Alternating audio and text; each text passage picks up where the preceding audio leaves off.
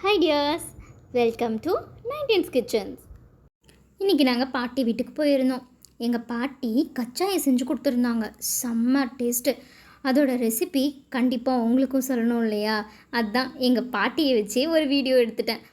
அந்த வீடியோ பார்த்துட்டு எப்படி இருக்குன்னு சொல்லுங்கள், ஓகேவா? நம்ம இன்றைக்கி கச்சாய் செய்ய போகிறோம். ரவையை அரை மணி நேரம் ஊற வைக்கிறோம். ஊற வச்சுட்டு அதுக்கு மேலே சர்க்கரை போட்டு கலக்கிறோம். சர்க்கரை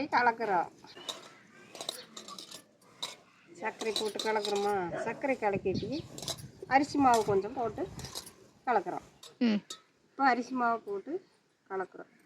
அரிசி மாவுக்குள்ளே கொஞ்சம் ஏலக்காய் போட்டு அரைச்சி போட்டு கலக்கிறோம். அதுக்கு மேலே மைதா கொஞ்சம் போட்டு கலக்கிறோம்.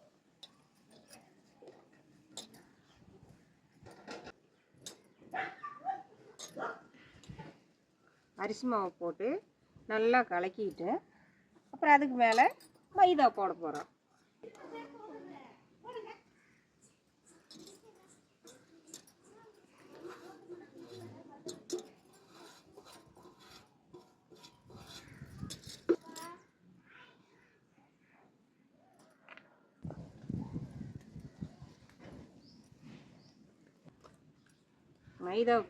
மைதா போட்டு கலக்கணும் இருப்பாது.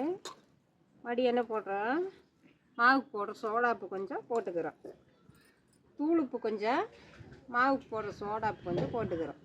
போட்டு கலக்கிறோம். தண்ணி பத்தலைன்னா கொஞ்சம் ஊற்றி கலக்கிறோம். கச்சாய் போடுறோம்.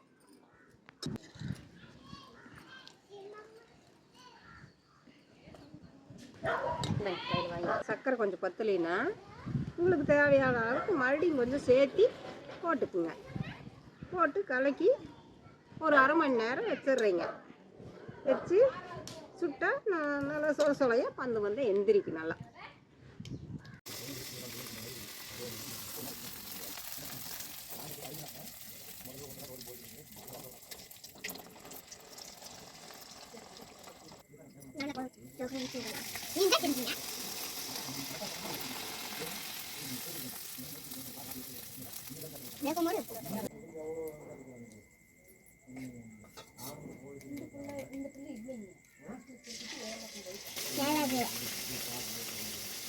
இந்த வீடியோ உங்களுக்கு பிடிச்சிருந்தா மறக்காமல் லைக் பண்ணிவிட்டு சப்ஸ்கிரைப் பண்ணிவிடுங்க. தேங்க்யூ.